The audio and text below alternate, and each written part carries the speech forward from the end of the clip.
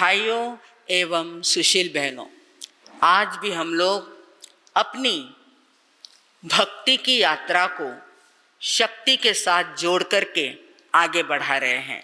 शक्ति की आराधना भी करी और भक्ति की साधना चल ही रही है। तीर्थंकर परमात्मा की, आदिनाथ भगवान के हम लोग भक्तामर के माध्यम से भक्ति कर रहे हैं।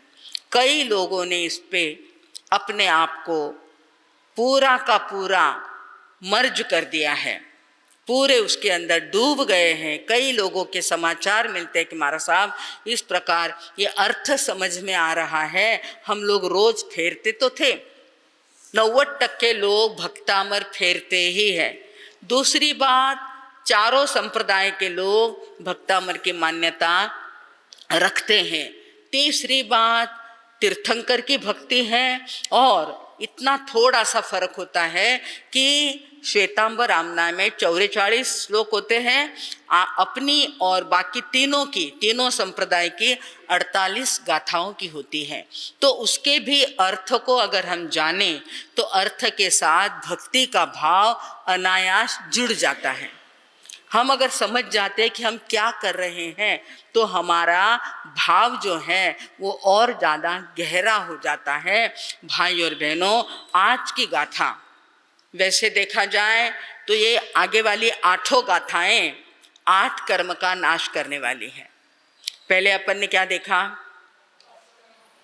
समोशरण की रचना को देखा, उसमें भी 8 समोशरण के बाह्य वैभव के प्रतीक होते हैं, 8 प्रतिहार्य, फिर अतिशय देखे। और अब ये जो 8 गाथाएं आने वाली हैं, बराबर 8 कर्मों का नाश। 8 ही तारीख है, आज की तारीख क्या है? 8 ही है। और भय कितने बताए हुए हैं? 8हिम भयठाणेहिम।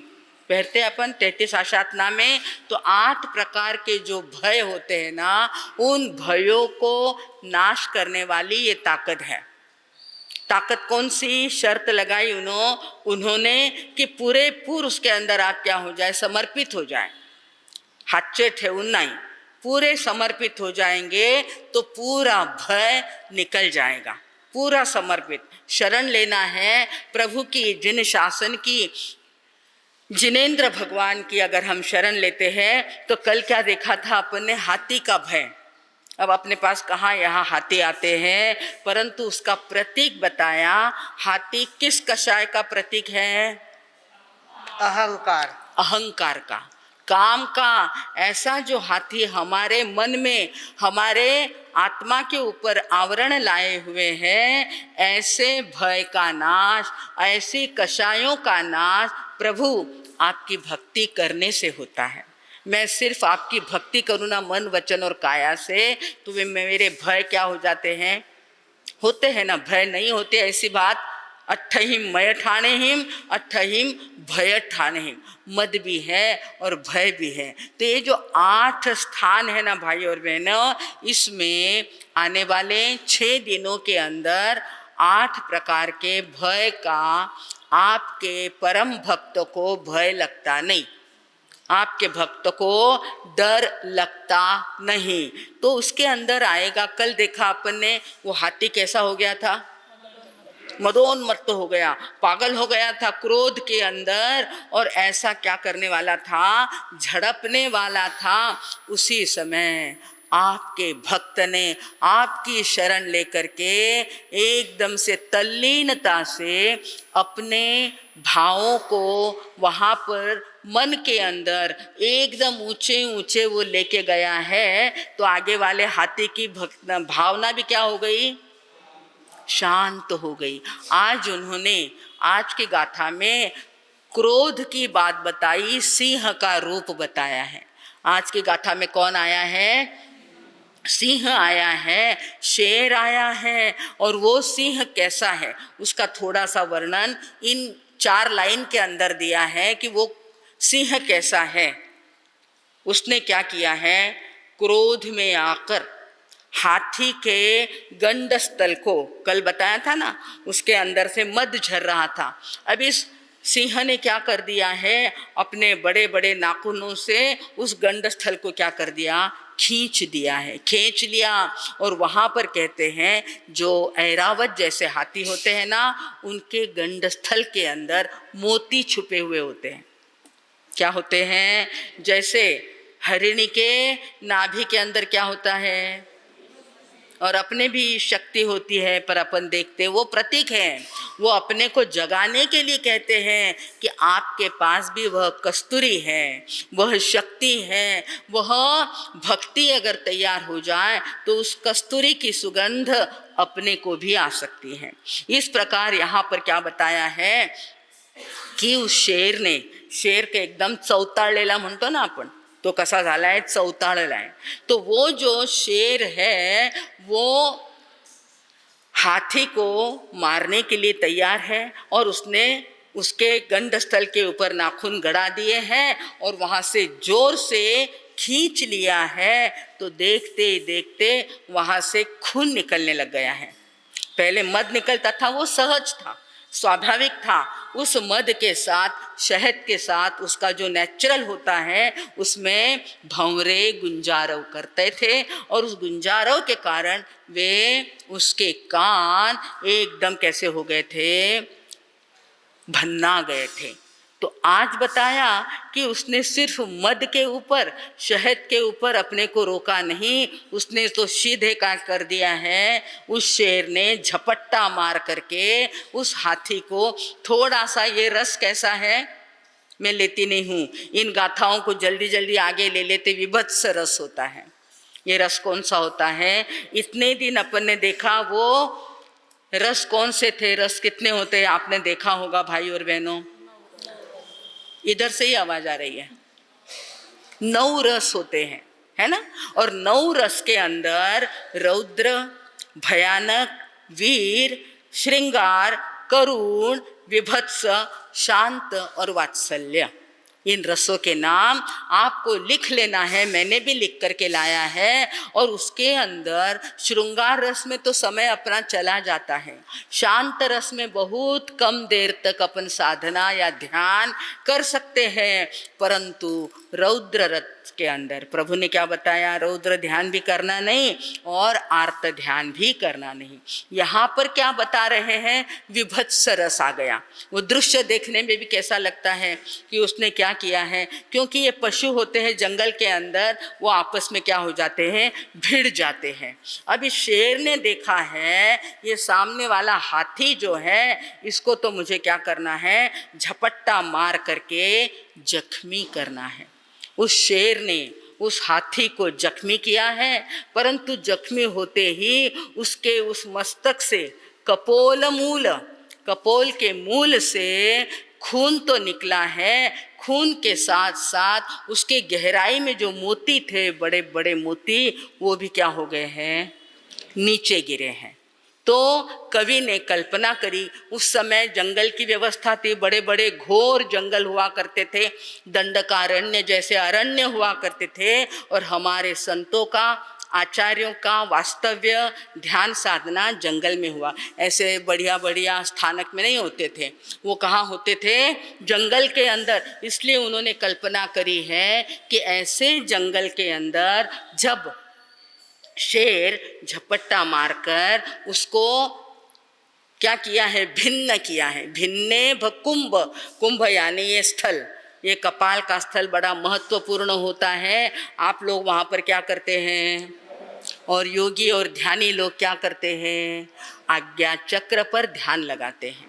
कहाँ लगाते, आज्ञा चक्र होता है, काम वाली चीज है, परंतु अभी अपन उसकी तरफ ध्यान दे रहे नहीं हैं। सिर्फ मालूम है टिक्की लगाना, गंध लगाना, तिलक करना, परंतु उसके अंदर क्या है, उसके अंदर आज्ञा चक्र की शक्ति भरी हुई है।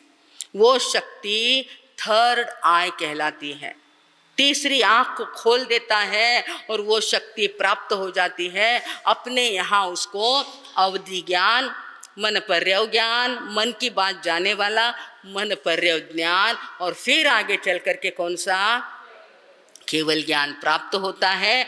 यहाँ पर अपन देख रहे हैं कि उसने कहाँ पर आघात किया है, घाव किया है मस्तक पर। भिन्ने भकुंभ गलदुज्ज्वल शोणिताक्त, उज्ज्वल, ये संधि विच्छेद की गाथा है, उसके अंदर बताया भिन्ने भकुंभ, उस कुंभ स्थल को विदारित किया है, वहां पर गल यानी गल रही है क्या, उज्ज्वल शोणिताक्त मुक्ता फल, मोतियों की लड़ियां उसमें से नीचे गल रही, गिर रही हैं। एक तरफ खून गिर रहा है और दूसरी तरफ मोती के गुच्छे वहां से, तो एक तरफ तो खून की धरती हो गई है और उसके अंदर बड़े बड़े मोती भी चमक रहे हैं। बात ख्याल में आ रही है? थोड़ी सी कठिन जरूर है, परंतु एक तरफ तो खून गिर गया है और दूसरी तरफ मोती भी गिर रहे हैं। ऐसा एक प्रकार का विभत्स, रौद्र और शांत रस भी निर्माण हो गया। फिर कहा मुक्ता फल यानी मोती, प्रकर भूषित भूमि भाग, प्रकर यानी बहुत सुंदरता से उस जमीन को शोभिवंत कर रहे हैं। भूमि भाग, वो भाग जो हो गया जहाँ पर खून गिरा है, शोणित, शोणित यानी खून, और अक्त यानी उससे सना हुआ मोतियों का जाल जो है, वो भूमि भाग, उस भूमि को, उत्ते पूर्ति जो भूमि है उसको क्या कर रही है, भूषित, उसको इन्हें शोभायमान भी किया है और खून से वो सरोबार भी कर दिया है। ऐसी बात बताई और फिर वातावरण निर्माण के बाद कह रहे हैं कि वो शेर जो है ना, अपने दोनों पैरों से, पंजों से उसको क्या करता है, हाथी को मार रहा है, छेड़ रहा है। बद्ध क्रम, क्रम यानी दोनों पैर के नाखून, क्रमगतम, एकदम एक साथ, पहले एक किया और बाद में एक किया, ऐसा नहीं, दोनों पांव के पंजे, पंजों के नख और उस नाखूनों से एक साथ, बद्ध क्रमगतम हरिणाधिपोपी, हरिणाधिप, हरिण यानी मृग और उसका राजा, हिरणों का राजा कौन, जंगल का राजा कौन, शेर, शेर के लिए ये शब्द लिया हरिणाधिप, अधिप यानी राजा, वनराज जिसे कहते हैं, ऐसा जो हरिणों का राजा, मृग का राजा या जंगल का राजा जो है वो शेर, न आक्रामती, प्रभु आपके भक्त के ऊपर आक्रमण, पहले ही कह दिया, चौथी लाइन के पहले अक्षर में कहा न आक्रामती क्रमयुगा, वो बराबर देखता है कि अरे ये भगवान का भक्त बैठा है, ये तीर्थंकर की भक्ति करने वाला है, इसको मैं छोड़ देता हूँ। नाक्रामती, न आक्रामती क्रमयुगा चल संश्रितंते, आखिरी में बराबर उन्होंने शर्त लगाई है, संश्रितम यानी आश्रितम यानी शरण, जिसने आपकी, ते यानी तुम्हारी, ते शब्द आया आखिरी में, संश्रितम ते, ते यानी आपकी आश्रय में, आपकी शरण में जो भी आ गया है उसके ऊपर वो शेर आक्रमण नहीं करता। तो आज की इस गाथा के अंदर शेर के भय का नाश बताया है। ऐसी ये आज की गाथा अपने पास आई है भाई और बहनों। 8 कर्मों का नाश करने के लिए ये 8 गाथा आई है। अपन अब क्या करेंगे, सबसे पहले ये देख लो कि अपने पास कौन सा कर्म छलांग मार कर आता है। रोकते हैं पर वापस आ जाता है, रोकते हैं वापस, यहाँ बैठे तब तक शांति लगती है, घर में पोता पोती पति सब मिलते हैं, वापस कौन सा राजा आ जाता है, राजा है ना कर्मों का। इधर बताया जंगल का राजा और उधर वो कौन है, कर्मों का राजा। वो कर्मों का राजा जो मोह है, भले ही व्यवस्था के निमित्त से, व्यवस्था करनी है ना हमारा साहब, घर की व्यवस्था देखनी है, हमारो कर्तव्य है, उस निमित्त से अपन पूरे के पूरे क्या होते हैं, होते कि नहीं होते। इसमें बताया इसलिए कह रहे हैं कि निमित्त मिल जाता है परिवार का, कुटुंब का, जवाबदारी का, उस जवाबदारी के बहाने के नीचे हम क्या करते, मोह राजा को अपने ऊपर आने देते हैं, नहीं। अब अपने को क्या करना, इस चातुर्मास से, इस भक्तामर की आराधना से अब थोड़ा सा सावधान सतर्क हो जाना कि जब जब मोह कर्म का अपने ऊपर अटैक आ जाएगा उस समय मुझे कि नहीं ये पर है, मैं पर हूँ। अन्यत्व भावना आएगी, एकत्व भावना आएगी कि नहीं, ना मैं इनका हूँ ना ये मेरे हैं। जवाबदारी पूरी करना है, कर्तव्य पूरा करना है, परंतु उसके अंदर अटक के रहना, अटकने के बाद धर्म ध्यान कम हो जाता है कि नहीं। अटकना क्यों नहीं, क्योंकि अपन क्या करते, उधर तो ध्यान देते, इधर का ध्यान एक तरफ आदमी उपयोग लगा सकता है, और अपना उपयोग अगर बाहर में चला गया, पर में चला गया, तो इधर स्व में जाने की भावना भी नहीं रहती और कर्तव्य भी नहीं समझते हैं। परंतु अब याद रखना है कि ऐसे जब जब मोह राजा का अटैक हम पर होगा, हम थोड़े सतर्क हो जाएंगे कि इस मोह में अटकना नहीं है और अब मुझे भटकना नहीं है। ऐसी भावना वनराज शेर के लिए जब गाथा आएगी, उसी में अपने को क्यों लेनी कि उन्होंने झपट्टा मारने की बात बताई। शेर है और शेर भी क्या कर रहा है, छलांग मारकर हमारे ऊपर यानी उस हाथी के ऊपर जा रहा है। तो जब जब हमारे ऊपर जाएगा उस समय हमको जागरूक हो जाना है। दूसरी बात आपको याद दिलाए कि शेर की गाथा आई है तो हम भी कैसे बने, भगवान महावीर का चिन्ह भी क्या है, शेर है। महावीर की याद देने के लिए दिवाली पर्व पधार रहा है, वहाँ पर हम देखेंगे कि प्रभु महावीर का जो चिन्ह है, जो लांछन है, वो क्या है, शेर है। शेर की बारंबार याद दिलाते हैं। भाई और बहनों, पिछली गाथाओं में कमल की उपमा को देखा था, अलग अलग उपमाओं को देखकर वे समझा रहे अपने को। आज की गाथा में पुनश्च अपने को शेर की याद दिलाई है। हम भी शेर के बच्चे हैं, प्रभु महावीर की फैमिली के मेंबर हैं। इज इट राइट और नॉट? उनकी फैमिली के हैं या और फैमिली के हैं? जैसे आपके फैमिली डॉक्टर होते हैं ना, है ना, ऐसे हमारी वो बड़ी बड़ी फैमिली है, उसके हम कौन हैं, सदस्य है, उसके मेंबर है। भाइयों भूलो मत, बहनों भूलो मत कि नहीं, मैं तो उस शेर को जगाने वाला महावीर हूँ, वीरत्व मेरे अंदर है, मैं डरने वाला नहीं। चाहे जितने कर्म मेरे सामने आ जाए, कर्म आते हैं, आएंगे, कर्म छोड़ते नहीं है। परंतु कहा है, बड़ा सुंदर कहा है, 4 लाइन बताऊं आप में।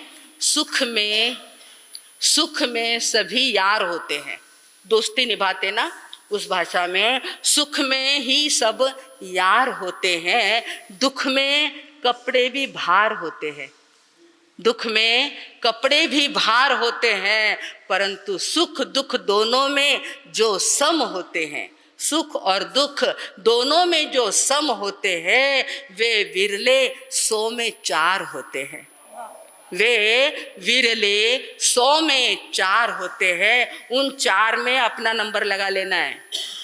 क्या करना है भैया, उन 4 में अपने को नंबर लगा लेना है, विरले बन जाना है, भक्ति को समझ लेना है और उस विरले व्यक्तित्व में अपना भी नाम दर्ज करा देना है, लिखवा देना है कि प्रभु मैं आपकी लिस्ट में आ जाना चाहिए, मेरा प्रिस्क्रिप्शन मेरे पास आ गया है, मुझे क्या क्या करना है। अष्ट कर्मों का नाश करने के लिए मोहनीय कर्मों को कैसे मैं बाहर में बार बार हटाऊं, ऐसा जब करेंगे ना तो करने से होगा।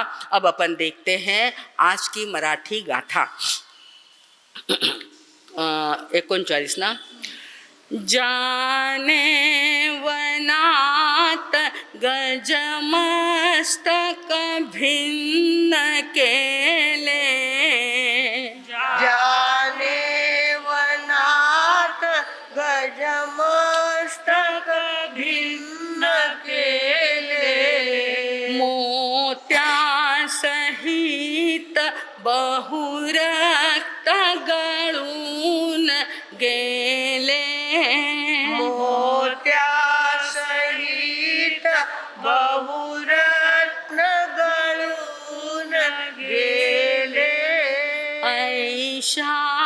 स्थितीत जरी सिंह पुढून आला, ऐशा स्थितीत जरी शिव पुढून आला, भीती नसे मुळीच या तव सेवकाला,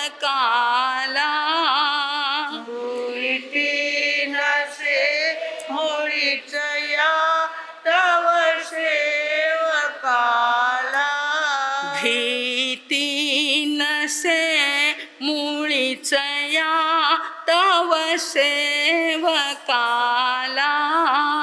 मिठी नसे मुळीच या तव सेवकाला। इस प्रकार भाई और बहनों, आज गाथा जरा विभत्स रस से भरी हुई थी। ये 4-5 गाथा ऐसे ही आने वाली हैं, परंतु क्रम से अपन जब फेर रहे हैं तो उसका भी वर्णन करना क्रम प्राप्त होता है। भाई और बहनों, कल के गाथा में गज को देखा, हाथी को देखा, आज की गाथा में शेर को देखा, और अपने आप को हम लोग निर्लेप बनाते जाएंगे। मोह हाथी को, मोह रूपी शेर को बाजू में सरकाने का प्रयत्न करेंगे तो निश्चित रूप से जीत हमारी होगी। आप जाने कि भले ही वो मोह अटैक करता है, परंतु आप जानते हैं कि वही शेर जब जंगल में होता है तब राजा होता है, पर सर्कस के अंदर अगर चला जाए, उस रिंग मास्टर के सामने वो क्या करता है फिर, है ना, चुपचाप बैठता कि नहीं बैठता। जैसा रिंग मास्टर कहेगा वैसा वो शेर करता है। हमें उस मोह राजा को अपने ऊपर हावी नहीं होने देना है। हम जैसा चाहेंगे वैसा उसको रहना पड़ेगा। ऐसे रिंग मास्टर हम बन जाएं, अपने आप के मालिक हम बन जाएं, तो भाई और बहनों, इन कर्मों की कोई हैसियत नहीं कि वो हमारे सामने लड़ सके, हमारे ऊपर हावी हो सके। हमने उसको अपने आप में चढ़ा लिया है, परंतु अब जागना है और किसी भी प्रकार कोई भी कर्म सामने आ जाए उसमें हमको समता भाव से सहन करना और उसके ऊपर मात करने की शक्ति को अपने अंदर में जागृत करना। ऐसा अगर हम करेंगे तो प्रयत्नांते परमेश्वर, प्रयत्न करना पड़ेगा, मेहनत करनी पड़ेगी, और ऐसी मेहनत निश्चित रूप से निष्फल नहीं जाएगी, सफल हो जाएगी। इसी शुभ मंगल की कामना में अब मैं विराम लेती हूँ। ओम शांति।